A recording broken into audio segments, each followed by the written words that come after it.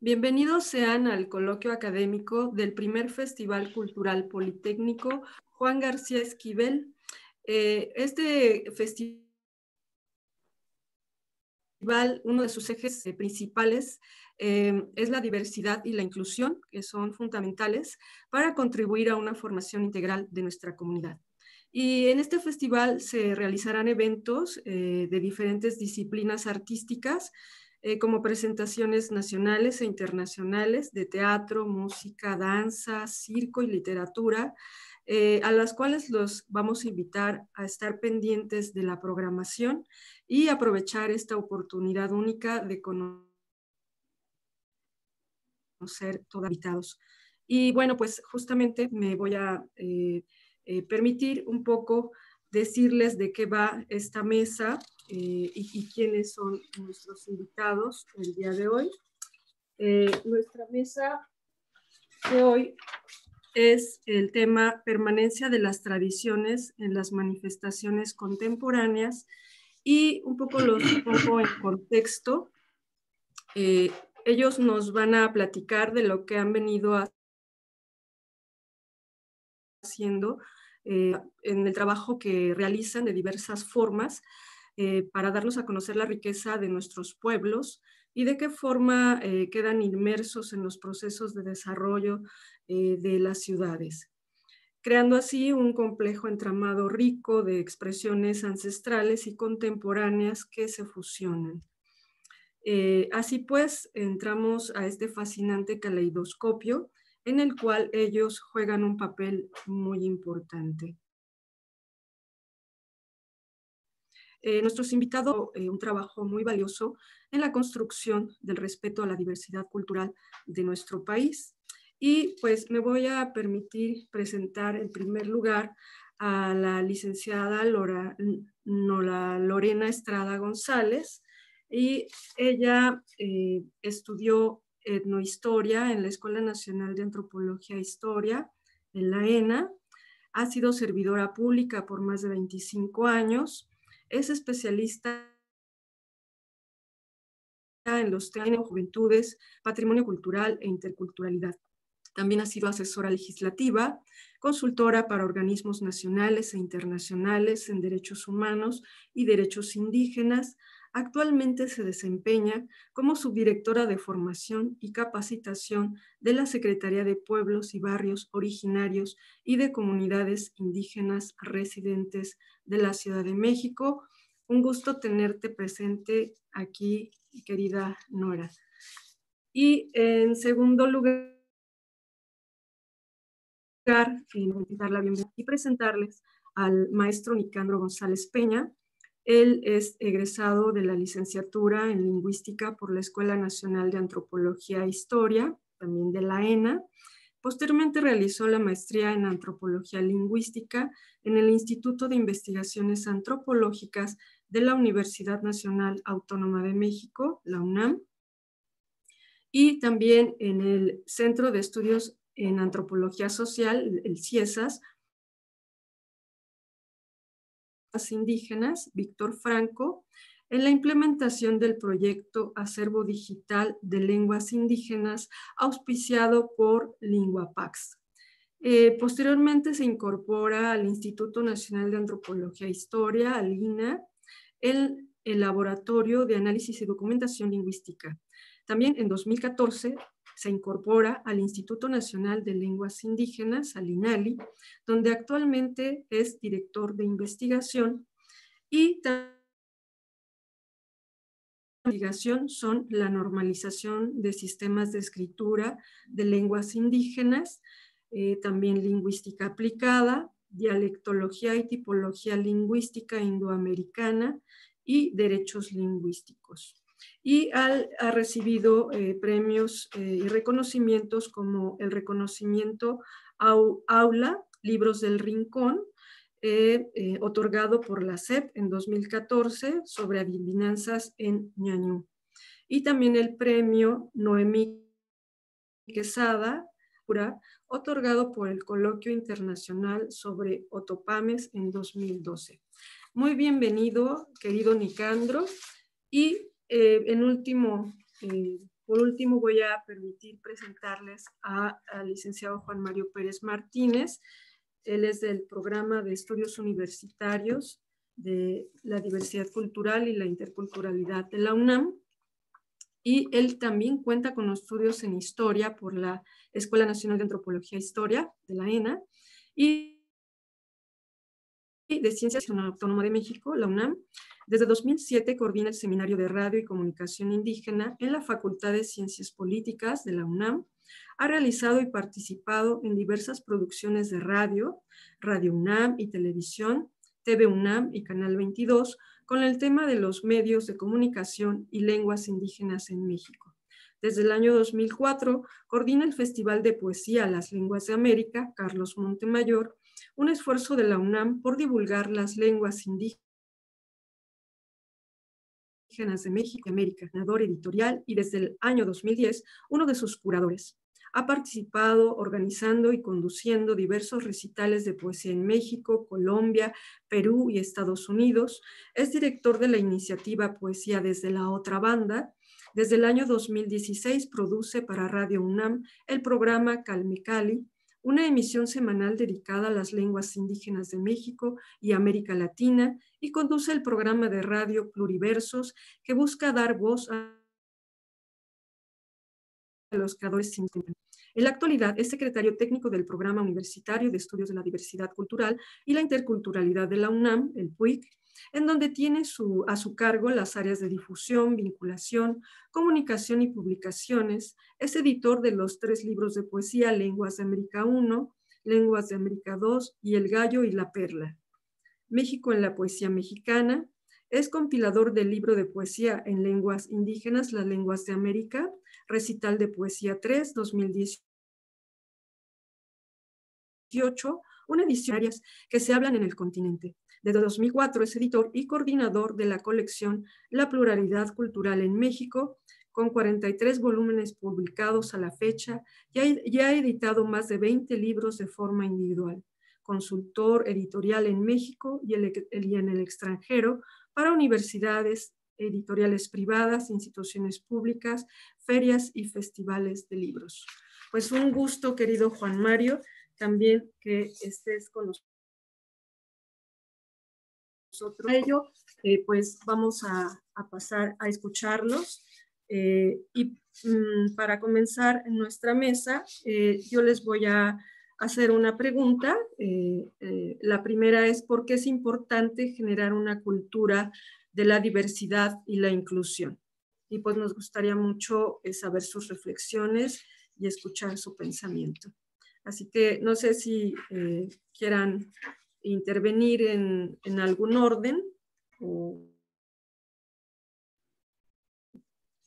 así en orden de presentación o como ustedes quieran. Los escuchamos. Seguimos el orden de presentación, si te parece. Sí. Querida Nora, ¿estás por aquí? Parece que es cierto. Ajá. Pero yo creo que ahorita se incorpora, así que no sé, tú, Juan Mario o Nicandro, quieran.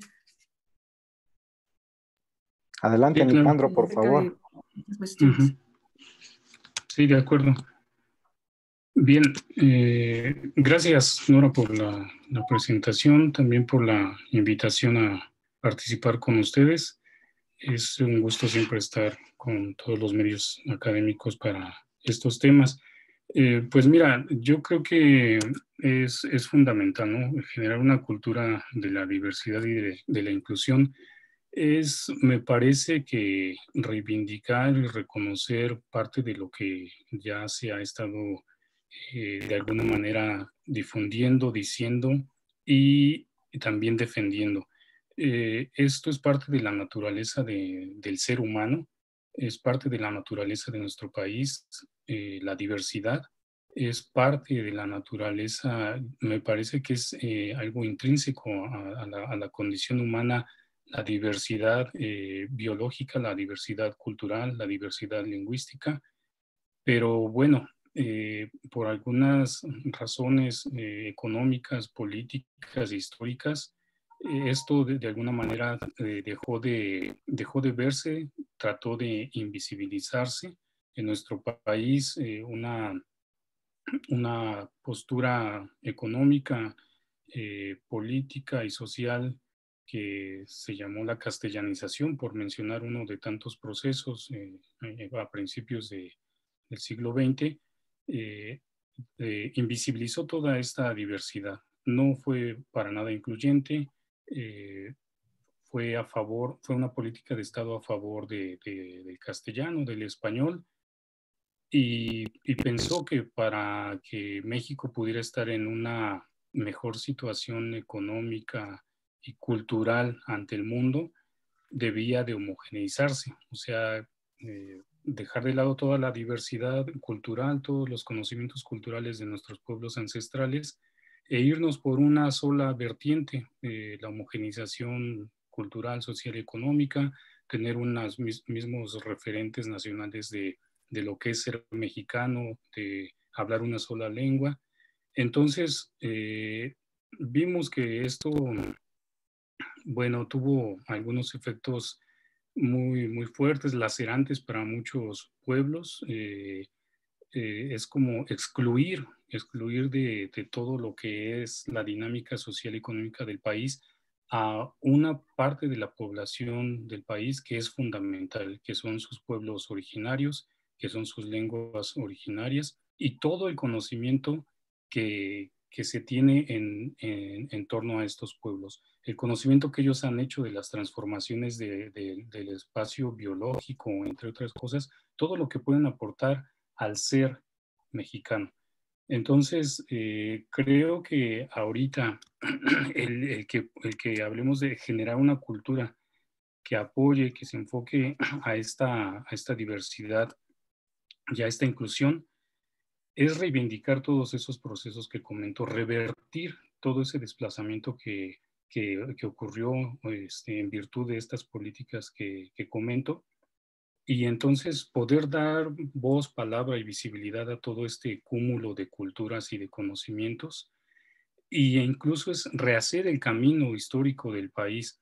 En estas posturas que comento anteriores, se tenía que renunciar a ser indígena, renunciar a la diversidad para poder ser exitoso en el mundo. Eso era parte de la postura. Entonces ahorita promover la inclusión y la cultura es decir que no se tiene que renunciar a ser indígena, no se tiene que renunciar a ser diferente para poder ser exitoso y estar incluido en la dinámica social del mundo y del país. Entonces, por supuesto que es fundamental hablar y fomentar de esta cultura para revertir los procesos que ocurrieron. Entonces, yo creo que eso fue como en contra de la naturaleza misma, digo, del humano y del país. Ahora es reconocernos que somos multidiversos, que el país es multilingüe, que es multicultural, que existen otras culturas que han formado y conformado este país, y que entonces debemos no solo de fomentarlas, también de generar un marco político necesario, suficiente para que esto se haga en la realidad, es decir, llevarlo al marco jurídico donde se trate de derechos humanos también. Ya hay muchas iniciativas en ello, afortunadamente se han creado varias, y entonces que se vuelva como parte del cotidiano, ¿no? El cotidiano del país, que es multidiverso, que es multicultural, pero que se vuelva una cotidianidad. Somos con los otros, eso es parte de esta naturaleza, repito, pero entonces que lo vivamos cotidianamente. Entonces sí, por supuesto que es importante fomentar todo este marco multicultural e inclusivo para que pues podamos revertir finalmente estos procesos asimétricos de relación de una lengua hegemónica con otras lenguas del país y de una cultura hegemónica del país y del mundo. Muy bien, querido Nicandro. Pues bueno, pues también las reflexiones de Juan Mario van a ser también aportes importantes. Entonces, pues te escuchamos, querido Juan Mario. Muchísimas gracias, Ana. Muchísimas gracias también al Instituto Politécnico Nacional y felicitaciones por este primer Festival Cultural Politécnico Juan García Esquivel que se está desarrollando en el Instituto Politécnico Nacional bajo la convocatoria de la Dirección de Difusión Cultural del Instituto. Y bueno, pues ante todo un saludo, Nicandro. Esperemos que Nora se logre solventar sus problemas de conectividad. Y pues vaya, es un reto el que planteas como pregunta, Ana, ¿por qué es importante generar una cultura de la diversidad y de la inclusión? Habría que decir varias cosas, concuerdo con mucho de lo dicho por Nicandro. Es importante tener en cuenta también cómo ha sido estructurada la visión de Estado, cómo ha sido estructurada la visión de sociedad, cómo ha sido estructurada la historia de México en sí misma, ¿no? ¿Quién la escribe, quién la ha escrito, quién la ha promulgado, quién la difunde? Recordemos que hasta hace muy poco tiempo el Estado mexicano ha reconocido y elevó a rango constitucional el reconocimiento de su conformación multicultural, ¿no? También hasta hace muy poco tiempo, en los 200 años de existencia del Estado mexicano, pues hasta hace muy poco tiempo se reconoció, por ejemplo, a las lenguas originarias de lo que hoy es México, ¿no? Y se han ido conformando distintas agencias en apoyo a una agencia primigenia que fue el Instituto Nacional Indigenista, es decir, una agencia que creó el Estado mexicano a mitades del siglo pasado, pues para conformar, para desarrollar las políticas públicas y sobre todo con una visión de resolver un problema entre comillas, ¿no? Esta visión de qué hacer con los pueblos indígenas. Evidentemente, esta es una cuestión que se ha ido transformando con el tiempo, no gracias a la acción de las agencias del Estado mexicano, sino gracias prácticamente a la resistencia al tesón, al trabajo de los propios pueblos originarios del continente, de lo que hoy es México, ¿no? Y bueno, hay que hacer algunas acotaciones importantes. Coincido mucho con esta visión que manifiesta que, bueno, que una de las principales acciones del Estado mexicano debe de ser reconocerse como diverso, ¿no? El Estado mexicano debe de reconocerse a sí mismo como diverso, debe de reconocer la diversidad que coexiste en el territorio de lo que hoy es México. Y también, desde luego, ya Nicandro lo manejaba, pues es importante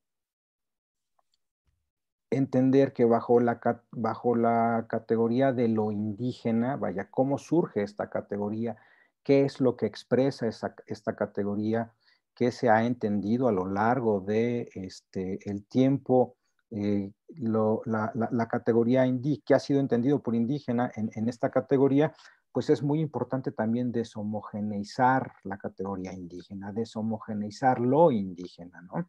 Porque pareciera ser que bajo esta categoría, pues entonces es lo mismo, por ejemplo, lo que se entendería por medicina indígena, ¿no? Cuando evidentemente, pues las culturas y los pueblos indígenas, hay algunos,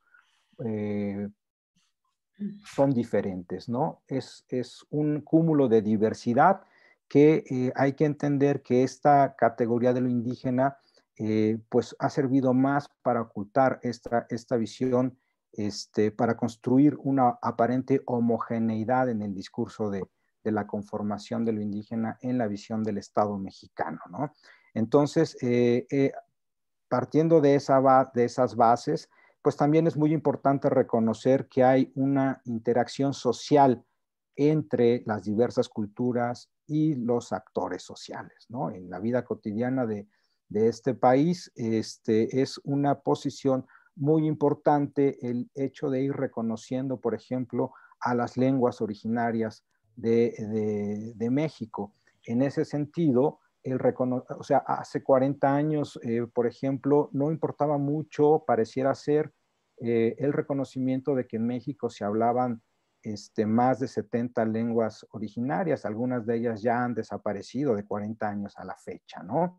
Y sin embargo ahora reconocer o que el Estado reconozca pues que hay, por ejemplo, más de 1,5 millones de hablantes de la lengua náhuatl, pues son avances en el sentido de ir construyendo también no solo las políticas públicas, sino de reconocer pues que hay que resignificar las categorías, los conceptos en este constante discurso, en este constante diálogo, pues, entre instituciones, entre sociedad civil, entre distintas organizaciones. Hay un punto también muy importante que es imposible dejar pasar desapercibido, y es las propias organizaciones de los pueblos originarios de México, ¿no? Organizaciones que han cobrado un peso específico y organizaciones que también dejan muy en claro que, vaya, no solamente el Estado mexicano recaba o reconoce o ha reconocido la cuestión, por ejemplo, de las tradiciones culturales, pero ¿qué pasa con todo el orden de lo político o qué pasa con todo el orden de lo económico, ¿no? ¿Qué sucede también cuando las organizaciones de los pueblos originarios se plantean abiertamente en oposición por ejemplo, a megaproyectos que atraviesan sus territorios, ¿no? ¿Qué pasa también con todas las relaciones sociales que pues, se manifiestan al momento, por ejemplo, ¿sí?, de definir una política pública en aspectos de salud, ¿sí?, o en aspectos de la educación? Para no ir más lejos, la pandemia que hoy estamos viviendo, bueno, ha tenido un impacto muy fuerte en todos los sentidos, en todos los ámbitos, pero simple y sencillamente para hablar de educación, pareciera ser que quien no tiene acceso a el ciberespacio, quien no tiene acceso a el internet, pues va a quedar o está quedando rezagado o está quedando nuevamente excluido de estos procesos educativos, ¿no? Entonces, ya no solamente tendríamos una educación monolingüe básicamente, sino que también a partir del el poco acceso a la red, pues es una educación que nuevamente excluye. En esos aspectos, entonces, Ana, creo que es muy importante reconocer pues que las nuevas resignificaciones de la cultura, ¿no? Porque también tenemos por ejemplo, hay nuevos aspectos, la cultura de la paz, la cultura del desarrollo, la cultura del medio ambiente, la cultura de la preservación, que son aspectos que debemos de tomar en cuenta al momento de plantearnos, por ejemplo, pues a seguir planteando las relaciones de lo social, ¿no? Las relaciones entre los diversos actores sociales, porque uno de los retos en específico, pues es cómo coexistir en la diversidad, ¿no? Así es.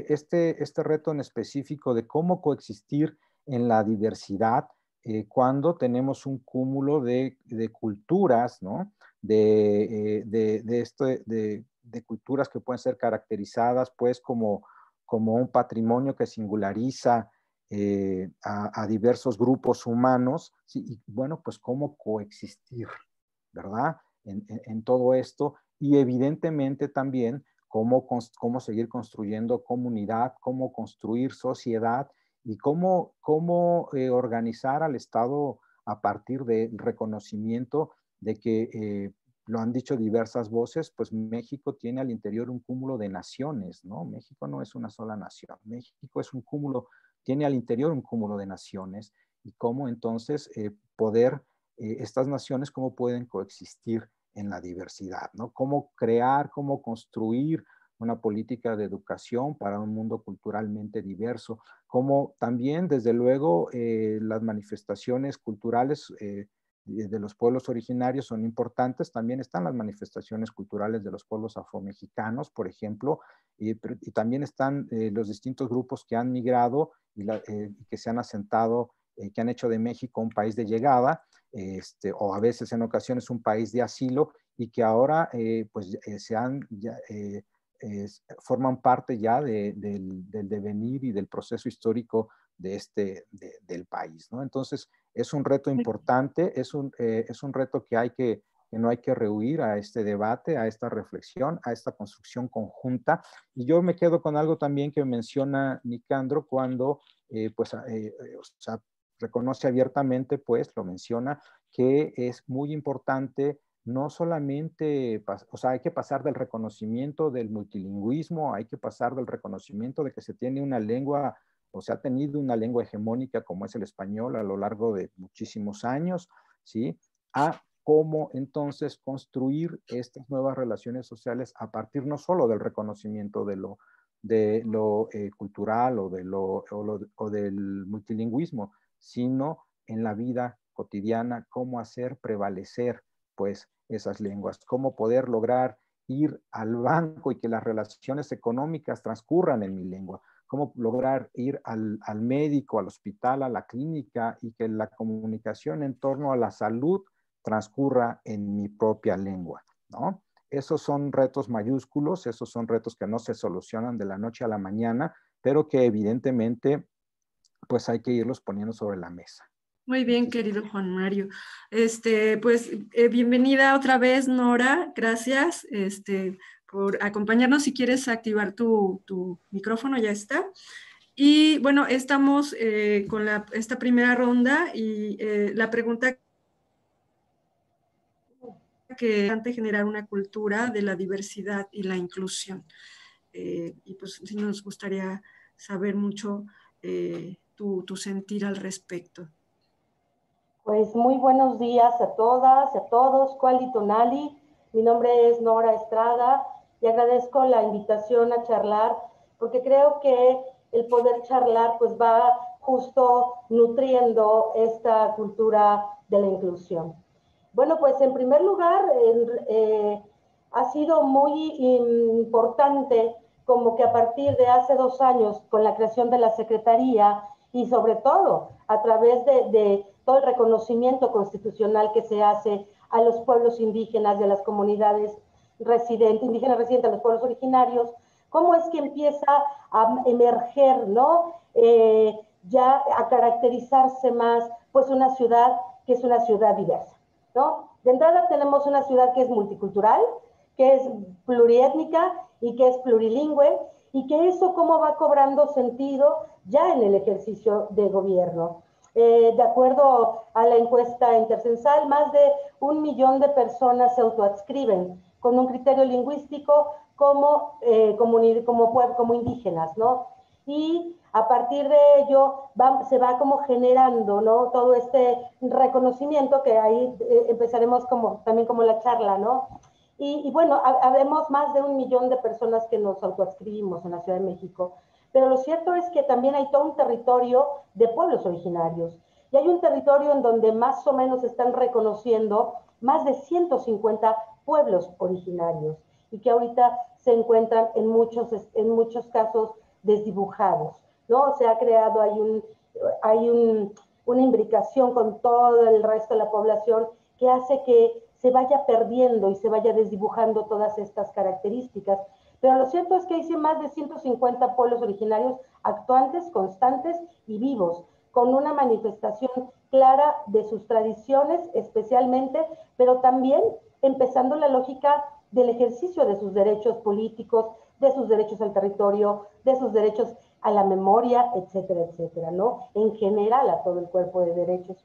Y también tenemos la presencia de por lo menos 55 representaciones lingüísticas en la ciudad, que es una diversidad muy impresionante, porque es como si tuviéramos 55 consulados, 55 embajadas, ¿no?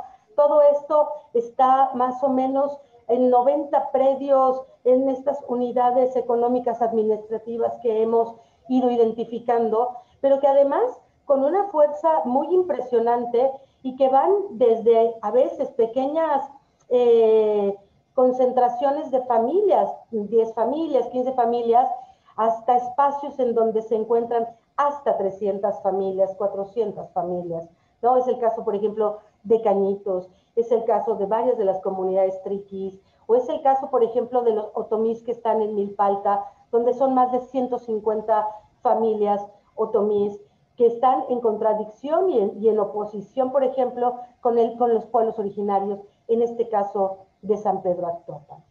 Lo cierto es que es un escenario que hay que, bueno, no solo empezar a reconocer, sino hay que empezarlo a caracterizarlo, a nombrar justo cómo es que se está dando toda esta convivencia en la ciudad, que de por sí ha sido claramente desigual, que se han trazado condiciones de pobreza, sobre todo en las comunidades indígenas, y donde pues necesitamos justo empezar a trabajar. Por ponerles un ejemplo, ahora en pleno marco del confinamiento, decidimos hacer un trabajo que tiene que ver en cómo estaban pasando las niñas y los niños de los pueblos originarios y de las comunidades indígenas residentes esta pandemia. Y de entrada estamos todavía en el proceso de sistematización y de análisis, pero las primeras cosas que nos encontramos pues fueron de llamarnos muchísimo la atención, porque el primer ejercicio que hicimos fue con las niñas originarias y con las niñas indígenas. De entrada, bueno, déjenme contarles que fue muy complicado poder empezar a hacer el estudio, porque en primera se plantea como una cuestión digital y después nos dimos cuenta de que era imposible. Entonces tuvimos que salir, claro, con todo un protocolo de seguridad muy complicado, pero salimos y empezamos a buscar a las niñas y los niños de pueblos originarios. Entonces empezamos a toparnos primero pues con las familias troncales, ¿no?, de los pueblos originarios, y de allí nos encontramos una enorme diversidad, pero pueblos que estaban totalmente vivos y actuantes, y asimismo con las comunidades residentes. Entonces, por comentarles algunos de estos datos que nos han empezado como a ayudar a hacer una caracterización, es que las niñas de los pueblos, de las comunidades residentes, 6 de cada 10 niñas de los pueblos residentes no van a la escuela y ven normal no ir a la escuela. Entonces, con esa pandemia, el escenario se agudiza porque no van a regresar a la escuela, ¿no? Entonces, si de ahí empezamos y luego pasamos a que, por ejemplo, en el caso que estamos ahorita trabajando con las comunidades triquis de la Candelaria, pues evidentemente no había quien, ni cómo, ni internet, ni computadoras, ni teléfonos celulares, ni quien ayude con las tareas, ¿no? Lo cual significó y ha representado un reto mayor que ha hecho, por ejemplo, volver la mirada a CONAFE, ¿no? A que se generen modelos educativos adecuados en su lengua, ¿no?, que nos permita, pues, que no deserten esa cantidad de niñas y de niños. Otro punto que les comparto con el tema, por ejemplo, de la violencia. Las niñas de las comunidades residentes están viviendo situaciones de violencia agudizadas por el encargo de los roles que les dan, pues, ¿no? O sea, es decir, los padres y las madres tienen que salir a trabajar. Eso es una realidad, nadie se puede quedar en casa. Entonces, quien se queda en casa a cargo de las labores y los cuidados, desde el tema de la alimentación hasta el asunto de cuidar, por ejemplo, a personas mayores, son las niñas. Entonces, cuando regresan y no están cumplidas todas las tareas, hay violencia hacia las niñas por no cumplir esos roles que de por sí, bueno, sí tenían, pero no eran las encargadas únicas. Otro tema tiene que ver, por ejemplo, con el juego. Las niñas salen poco a jugar y cuando salen al espacio público, porque las casas pues no tienen ni patio, no hay espacios de convivencia, y entonces el punto de encuentro básicamente es la calle, lo cual las expone a situaciones también de violencia, ¿no? La alimentación es otro de los puntos, ¿no? Bueno, por ejemplo, con el tema del juego, más o menos las niñas de pueblos originarios tienen casas donde más o menos hay algún espacio para el juego, donde puedan retraerse, hay un patio, hay un espacio más grande. En el tema de la alimentación, por ejemplo, las niñas de las comunidades residentes prácticamente comen 2 veces al día. La primera ya es muy tarde, como eso del mediodía, que pareciera que hay que alargar la comida, ¿no?, los horarios, ¿no? Y donde básicamente la dieta está hecha a base de sopa, donde hay poca presencia de proteína, y que cuando nos dicen, ¿y qué parte? Porque dicen, comemos sopa con pollo, ¿no? Y cuando les preguntábamos, ¿y qué pieza del pollo te gusta? Y nos decía que solo comían las patitas, ¿no? a diferencia de una mayor disposición en las niñas de los pueblos originarios. Pero ya de por sí ambas están en situaciones de desigualdad.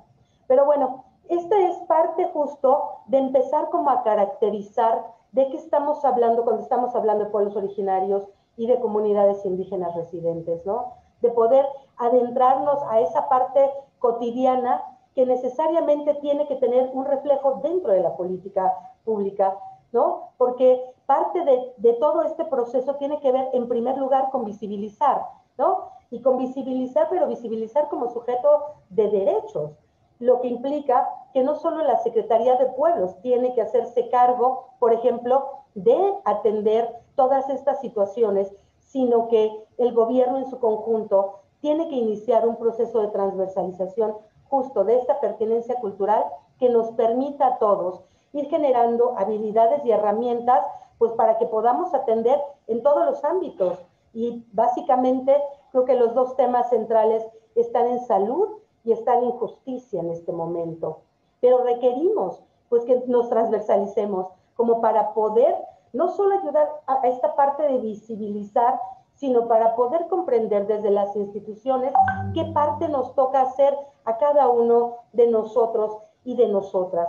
Cuando estamos hablando, por ejemplo, en este caso de educación, cómo es que tenemos que generar estos modelos que impliquen, primero, pues el respeto a la lengua originaria, en segundo, pues que podamos apoyar desde un espacio respetuoso y realmente desde una mirada intercultural.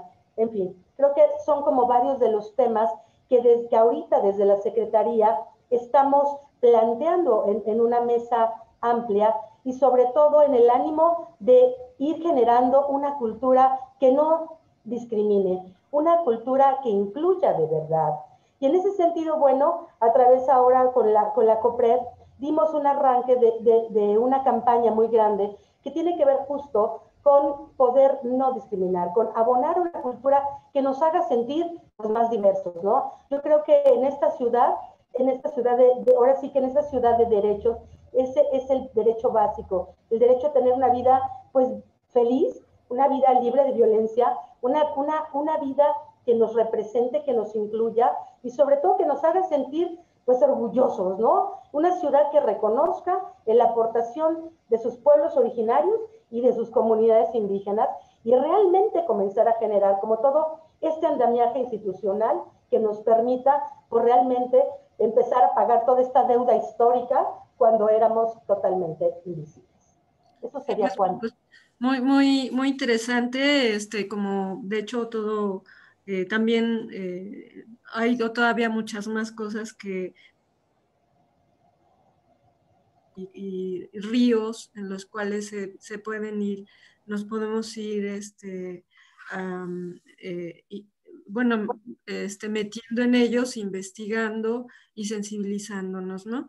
Y bueno, pues yo voy a pasar a hacer una segunda pregunta que de alguna forma ya nos metimos como a estas temáticas, pero les quiero preguntar por qué es importante acompañar los procesos de las manifestaciones culturales contemporáneas. Un poco algo que ya se ha vertido, pero no sé qué nos pueden decir al respecto. Sí, gracias, Norma. Bueno, sí, ya se ha estado vertiendo en las diferentes participaciones todo este tema. Pues mira, es también importante por todo este proceso que estamos describiendo. Imaginemos desde una situación de negación de esta diversidad y una política excluyente hasta después para transitar al reconocimiento, el reconocimiento constitucional con la modificación del artículo 2 y 3 constitucionales de que México es multidiverso, multilingüe, y después de eso transitar de ese reconocimiento a que son sujetos de derecho todos estos pueblos y que entonces se geste un marco jurídico que eleva a rango constitucional todo este proceso, esta política y esta realidad. Entonces, es importante porque todo esto ha sido, como señaló también Juan Mario, ha sido una pugna, ha sido una lucha de todos estos pueblos por exigir sus derechos, por exigir que se reconozcan. Entonces, acompañar todos estos procesos ha sido importante a través de la historia para que puedan formalizarse, para que deriven en leyes, para que deriven en políticas públicas. Entonces, seguir en este acompañamiento es seguir dando los pasos que continúan hacia esta política y cultura de la inclusión y de la diversidad, para que cada vez sea más simétrica esta relación entre un pueblo, una cultura hegemónica y una lengua hegemónica con toda la diversidad del país. Entonces, esto implica también retos. También Juan Mario comentaba, ya ha llegado a este momento, ¿cómo se coexiste? Si ya hay un reconocimiento de esta diversidad cultural, étnica y multilingüe, ahora cómo se coexiste con una cultura que ha sido generalmente excluyente y hegemónica y monolingüe en español. Entonces, la coexistencia con toda esta diversidad de tal vez unas 360 variantes lingüísticas de unos 68 pueblos en diversas facetas de desarrollo social, económico y de vitalidad lingüística, ¿cómo coexiste un Estado, cómo coexiste una sociedad que reconoce esta diversidad? Pues bueno, los retos son muchos. Comentábamos cómo llega a ser eso cotidiano, ¿no? En los sistemas de justicia, de salud, de educación, que se pueda acceder de manera cotidiana, coloquial, cualquier persona hablante de cualquiera de estas lenguas del país, en todos los ámbitos de su vida, que realmente los desarrolle como tal. Entonces, bueno, los retos serían ahora cómo se reconoce también en el país, hacia dónde transita su política pública. Veamos un ejemplo. Bolivia ha transitado hacia un Estado plurinacional. O sea, después de reconocer que es multilingüe, multicultural, multidiverso, ahora se reconoce también como plurinacional. Y además de eso, retoma parte de la cosmovisión de los pueblos indígenas en torno, por ejemplo, a la madre tierra, a la Pachamama, y le asigna derechos también como persona a la madre tierra. Imaginemos eso, estas políticas económicas del país que puedan tener referencias de la cultura, de la cosmovisión de los pueblos originarios asentadas en su constitución, es decir, la relación que los pueblos originarios tienen con su entorno, con la tierra, como esta, que no está a nuestra disposición la tierra, no está a nuestra disposición los recursos naturales, pertenecemos a ella y por lo tanto ellos también tienen derechos. Que eso pueda vertirse en la constitución de nuestro país, eso serían los siguientes pasos, son los retos en esta nueva relación, en esta nueva coexistencia. Entonces, ahorita ese es un reto que hay que poner en la mesa. Si ya se reconoce constitucionalmente que México es multidiverso, multilingüe, pues bueno, la política social del Estado debe ser una política diferenciada. Ahorita en esta situación de contingencia sanitaria, pues había una serie de mensajes que había que enviar, ¿no? a todas las poblaciones del país, y uno de ellos era, bueno, el mensaje visto desde la postura monolingüe y hegemónica era quédate en casa. Pero ¿cómo se lleva ese mensaje a todo este pluriverso en donde la casa para algunas comunidades indígenas no es la casa como nosotros conocemos, unos cubos de 4x4, es la comunidad entera, es la relación con el entorno? Entonces, y aparte de su vida diaria, tiene que darse en la comunalidad. No puede decirse que se aísle ni decirse que se quede en casa. Este concepto es distinto. Habría entonces que repensarlo y hablar de que tal vez será quédate en la comunidad, estar en torno a la comunidad y comunalidad, no nada más en la casa. Entonces son estos retos. La coexistencia tiene que ver con hacer estas políticas diferenciadas y que la manera en que se vive en estas en este mundo multicultural y multilingüe, entonces es muy diverso y que en las políticas públicas tiene que poder verse todo ello, ¿no? Todo este crisol de posibilidades de relaciones con el mundo. Entonces, yo creo que ese es uno de los retos de esta coexistencia. ¿Hacia dónde va la política pública del país? Vamos también a reconocernos, también Juan Mario señalaba estas posturas en donde se ha dicho y señalado que son varias naciones en el país, solo que pues, se habían negado, no se habían visto, ahora se reconocen. Llegar hasta que esto sea un marco constitucional, pues entonces tendríamos que ver si México se reconoce también como plurinacional y eso hacia dónde va. En algunos momentos, políticamente esto causaba mucho ruido, sigue haciéndolo, por temor a que, bueno, eso sería como una balcanización, una segregación de los pueblos del país. Pero, ¿por qué no proponer entonces una coexistencia en donde se pueda hablar de una nación plurinacional que se compone precisamente en el reconocimiento de esa diversidad, que es una diversidad de naciones, pero que precisamente un país como los Estados Unidos mexicanos se reconocen como tal porque reconoce a esas naciones que siempre la han integrado y que no por eso se va a balcanizar, al contrario, coexiste con ellos, se cohesiona con todos ellos a partir del reconocimiento constitucional de esos derechos y entonces podría incluso dar ejemplo de una política muy incluyente el país transitando hacia esos estadios. Entonces, bueno, creo que eso es parte de la importancia de acompañar estos procesos que han sido esta lucha histórica de los pueblos originarios. Y bueno, me quedaría más bien con poner en el tintero estos retos, ¿no? De ahora qué viene después de este reconocimiento y de seguir con este acompañamiento a estos procesos. Recién ayer se reconoció el nivel constitucional de que las lenguas indígenas del país son lenguas nacionales, pero llevarlo hacia el nivel de constitucionalidad. Entonces, ¿esto en qué deriva? Básicamente es en que debería entonces concretarse lo que dice la Ley General de Derechos Lingüísticos.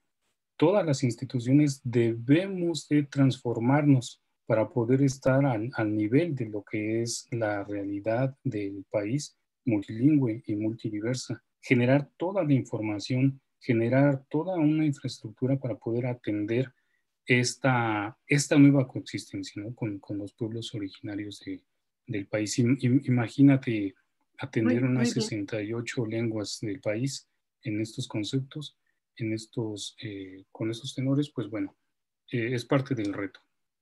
Muy bien, muy bien. Sí, pues es una perspectiva, como dices tú, muy actual, la que nos estás compartiendo y que pues sí nos da idea de los avances que se están llevando a cabo, ¿no? Como dices tú, con este entramado, ¿no? Que puede posibilitar otra forma de vida para las comunidades indígenas. Y bueno, pues podemos escuchar también a Nora, Juan Mario, respecto a esta pregunta que lanzamos. Claro que sí, con mucho gusto, querida Ana. A ver, ¿por qué es importante acompañar los procesos de las manifestaciones culturales contemporáneas? Eh, Quisiera, y perdón quizá por la insistencia, ¿no? Pero nuevamente me muevo sobre la premisa coexistir en la diversidad, ¿no? Como uno de los retos fundamentales en los que se ha convertido uno de los desafíos fundamentales para la democracia, ¿no? No solamente en México, sino en el mundo entero, ¿no? Un reto para las políticas públicas y un reto para las reformas institucionales que el país requiere indudablemente, ¿no? Y entonces, ¿cómo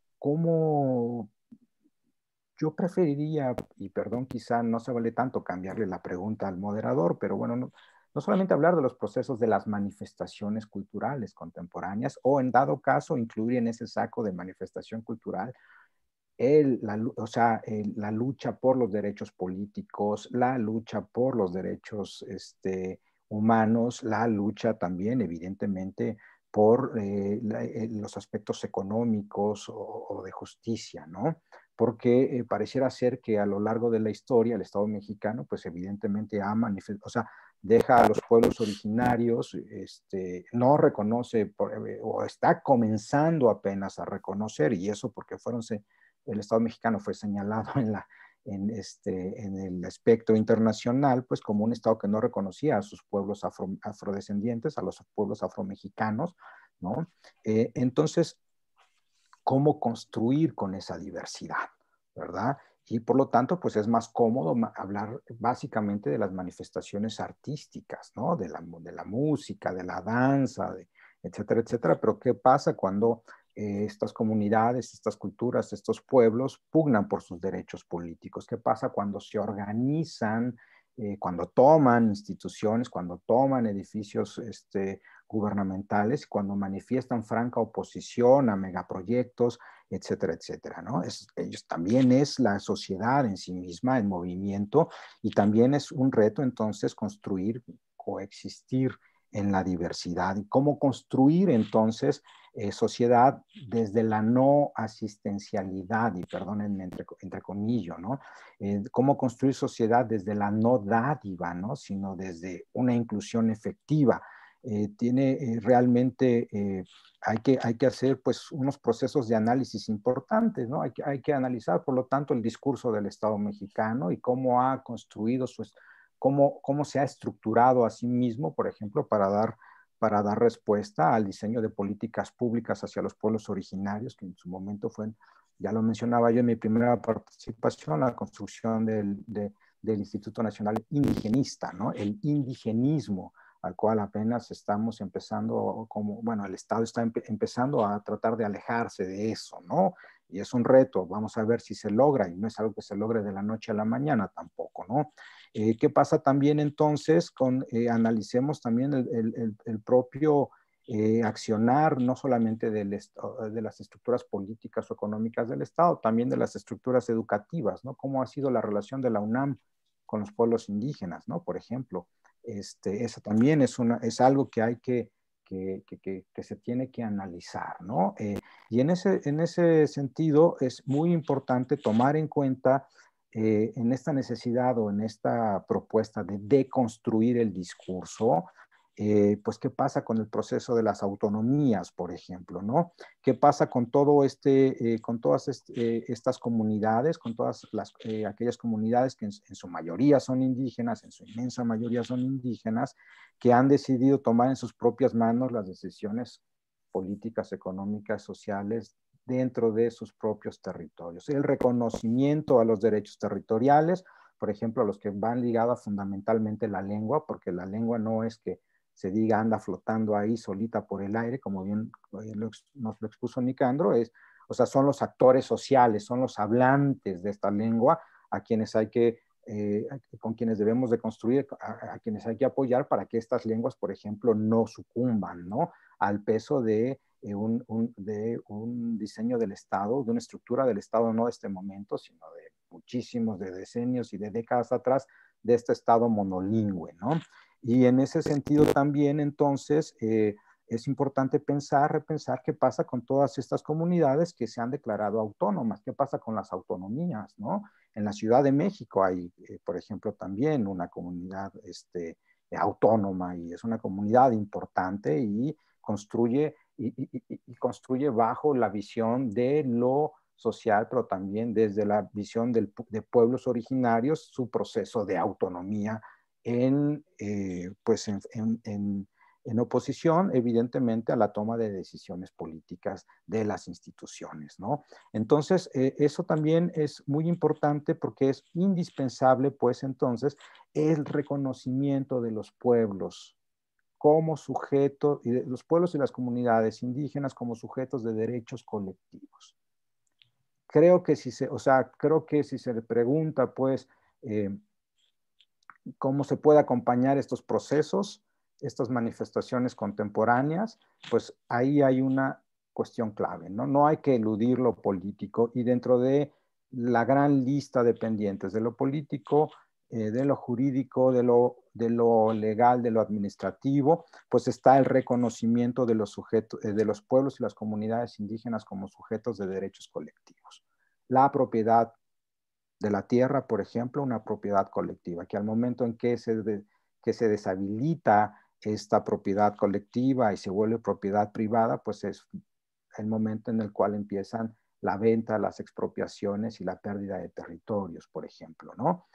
Manifestaba Nicandro y yo realmente, en efecto, el ejemplo de Bolivia, ¿no? El ejemplo de Bolivia en donde la Pachamama, ¿no? Los reconocimientos de la relación de la Pachamama, ¿no? Estos reconocimientos de una relación de paridad, no una relación de sojuzgar a la madre tierra, ¿no? Sino una relación de paridad, de que formamos parte de la madre tierra, al igual que forman parte de la naturaleza, los árboles, los animales, etcétera, etcétera, etcétera, ¿no? Es desde luego una recomposición del discurso, una recomposición, si se quiere, incluso una reflexión hasta filosófica de entender la conformación de lo social. Y en ese aspecto, entonces, es indudable que hay pues, principios ineludibles también que hay que poner sobre la mesa, ¿no? La cuestión de cómo interculturalizar entonces a las instituciones, ¿no? Cómo interculturalizar a las instituciones. Yo, desde luego, incluso celebro, por ejemplo, el Festival Librado Silva Galeana que realiza el Instituto Politécnico Nacional, porque es un esfuerzo por interculturalizar, por reconocer la presencia de las lenguas originarias al interior del Instituto Politécnico Nacional, y eso es un gran avance, la inclusión de la enseñanza de la lengua náhuatl en su escuela de lenguas, eso es otro gran avance, ¿no? ¿Qué estamos haciendo para interculturalizar a la propia Universidad Nacional Autónoma de México, ¿no? Que evidentemente tiene estructuras que se están reformando, tiene otras estructuras pues o discursos pues muy fuertemente arraigados, pero también tiene la presencia de una población indígena activa a niveles de estudiantes, por ejemplo, a niveles de trabajadores, a niveles también de académicos, que hay que, pues no basta con reconocer, ¿no? Sino cómo se construye a la par, ¿no? Y por otro lado, pues también entonces, ¿cuáles son los modelos de asociación con los actores sociales, ¿no? O sea, cómo las instituciones, por ejemplo, generan modelos de asociación, pero también cómo y perdón por usar el término de sociedad civil, porque de repente pareciera abarcarlo todo y a veces no decimos nada, pues, pero cómo construir entonces también en sociedad, en comunidad, ¿sí? Estos modelos de asociación. Porque los modelos de asociación que se han construido y que han logrado algunas transformaciones no han surgido desde las autoridades y no han surgido desde las instituciones, ¿no? Han surgido desde lo social, han surgido desde la resistencia y han surgido desde la oposición, ¿no? Y en esos aspectos, entonces, es importantísimo, por ejemplo, no en balde estamos aquí, personas que hemos estado vinculados a la cuestión de la lengua, ¿no? En diversos aspectos. Entonces, yo sí considero que hay que, en este momento, pues, se está dando pareciera que no, o que está oculto, pero hay un debate, ¿sí? Hay un debate intenso nacional, y hay que redefinir categorías y conceptos. Ahorita, en este momento, hay que redefinir los modelos de asociación y evidentemente también, pues, el reconocimiento de cómo interculturalizar lo institucional, ¿no? Porque hasta en ese momento en que lo tomemos, en que formemos parte de ese proceso de reformas institucionales y de diseño de las políticas públicas, es que pues tendremos logros más generalizados, más fuertes, hacia un pleno reconocimiento como un Estado que tiene al interior diversas naciones, ¿no? Y en ese aspecto, evidentemente, pues no eludir tampoco que hay en la construcción de lo social, por ejemplo, pues ya tenemos manifestaciones de autonomías que son importantísimas, ¿no? Y en todo ese sentido, entonces, el reto y el eje donde me sigo moviendo, pues es coexistir en la diversidad. Muy valioso todas las reflexiones que han vertido, y pues vamos a, te escuchamos, querida Nora, para ya ir cerrando nuestra mesa el día respecto al tema que estamos comentando. Sí, muchísimas gracias. Digo, a riesgo de parecer localista, porque mi espectro ahora es como el tema de la Ciudad de México con relación a la mirada nacional de mis compañeros. Pero bueno, un poco pues es hablar desde la experiencia que hemos ido desarrollando. Y en este caso, el tema de acompañar los procesos yo creo que es fundamental, ¿no? O sea, no podemos decir aquí hay un cuerpo de derechos, de aquí ejercen sus derechos, y cómo mediamos justo toda esta apropiación y todo este ejercicio, cómo lo hacemos posible. Por ejemplo, ¿no? Hemos estado ahorita teniendo relación con la Secretaría de Salud, porque manifestaron con todo este afortunado boom del reconocimiento de la justicia de las lenguas indígenas, ¿no? O sea, las lenguas maternas. Pues bueno, hay también toda una serie de mandatos que están haciendo que las instituciones se acerquen, por ejemplo, y pidan acompañamiento para poder de alguna forma reconocer, incorporar y algunas hasta institucionalizar algunas de las lenguas dentro de las acciones que realizan, lo cual pues es muy impresionante, ¿no? Por ejemplo, con la Secretaría de Salud, que es de las cuestiones que más me han conmovido, nos solicitaron a través de la Dirección de Lenguas Indígenas con mi compañera querida Maribel Alvarado, nos solicitan un taller de lengua indígena, ¿no? Entonces así como, y bueno, ¿cuántos en plena pandemia? Y bueno, la verdad es que ha sido la respuesta, se volcaron, ¿no? Médicos, enfermeras están yendo a sus clases y ellos empezaron a identificar toda una serie de instrumentos cotidianos, por ejemplo, para poder realizar una entrevista a las personas, ¿no? Entonces, desde ahí, ya de entrada fue un ejercicio de voluntad, ¿no? Que eso es básico, un ejercicio que requiere voluntad. En segundo paso, lo que hicieron fue empezar un poco a reflexionarse. Ellos decidieron trabajar desde la lengua náhuatl y a partir de ello empezaron a generar la entrevista en náhuatl. Entonces, el ejercicio no fue de aprender, además que era muy poco tiempo, etcétera, sino un poco irse sensibilizando con todos estos contenidos y con todas estas formas de concebir el cuerpo, por ejemplo, de concebir, pues que no solo es carnita, no solo es me duele la mano, a lo mejor es que me está doliendo parte del alma. Y entonces, ¿cómo empezar a dimensionar que la salud no es la salud? La atención a la salud no solo se reduce o se lleva a tómate una aspirina o te corto el dedo, ¿no? Sino que representaba pues toda una disposición distinta. Entonces, ahorita los compañeros de la Secretaría de Salud a través de estas clínicas de inclusión, pues ya están en capacidad, por ejemplo, de poder realizar una entrevista en náhuatl, ¿no? Y eso es una manifestación muy clara de su voluntad de querer empezar a interculturalizar, ¿no? Eso ha sido muy conmovedor y muy impresionante. A pesar de la pandemia, están trabajando en ello. Otro ejemplo tiene que ver que nos pedían también muchísimo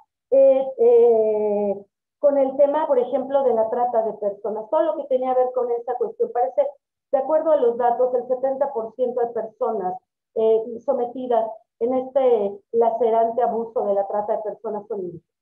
Entonces, ¿cómo empezábamos a trabajar justo para poder informar, pero para poder informar pues desde los propios pueblos?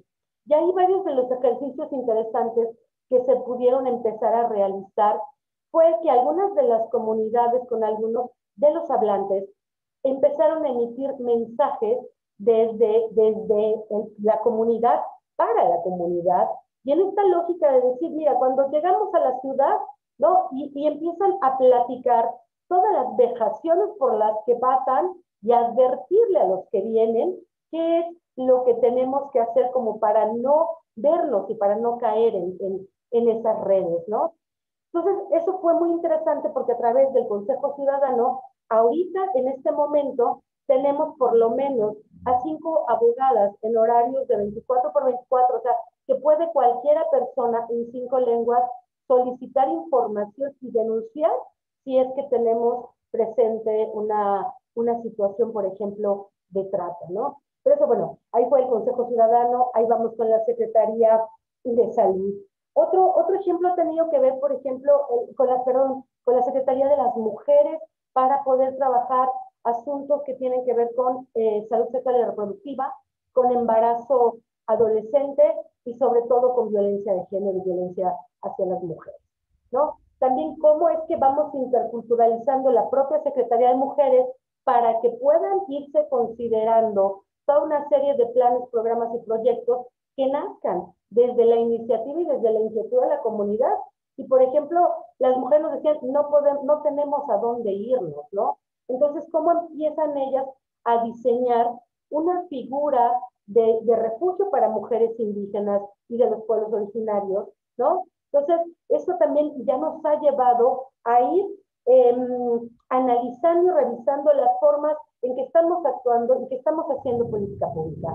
Es decir, sabemos, por ejemplo, que si le damos una beca a una niña, ¿no? Apoyamos a que no deserte, a que haya menos embarazo adolescente, a que haya menos muerte materno-infantil.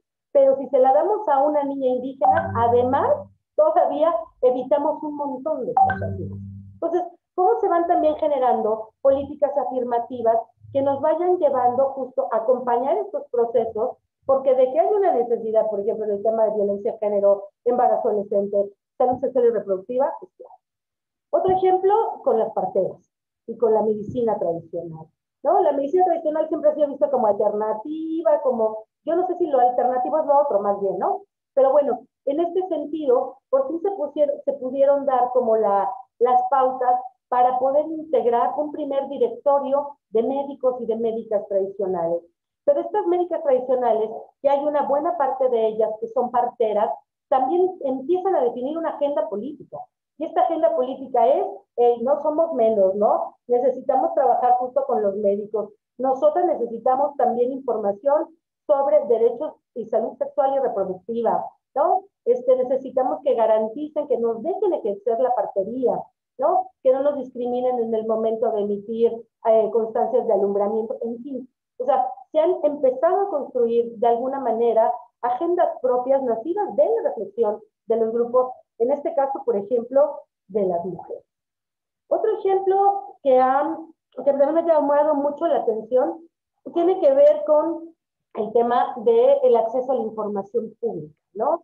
O sea, una parte, a través del Info de Ciudad de México, se generó toda una apertura, ¿no? Que eso ha implicado que modifique también el Info, también sus estructuras, porque justo ese acompañamiento, de eso se trata, de generar habilidades y herramientas para poder, ¿no? ¿Cómo traducimos eso en acciones, en formatos, en desagregación, por ejemplo, por sexo, por edad, y también pues que le agreguen un cuadrito, usted habla, pertenece a alguna comunidad, habla alguna lengua, en fin, ¿no? Pero bueno, ahí con lo del Info Ciudad de México se abrió la posibilidad de que se puedan solicitar cuestiones de información pública en lengua.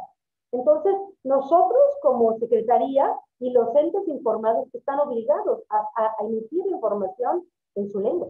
Entonces, esto van significando, digo, ahí vamos, ¿no? Realmente así es como poco a poco, porque a nosotros nos toca como esta parte más instrumental, pero son algunos de los ejemplos que nos van como mostrando que pues el camino va para allá. Y un último ejemplo tiene que ver, por ejemplo, con la Universidad Intercultural ahora, que hay una necesidad, que hay una solicitud, ¿no?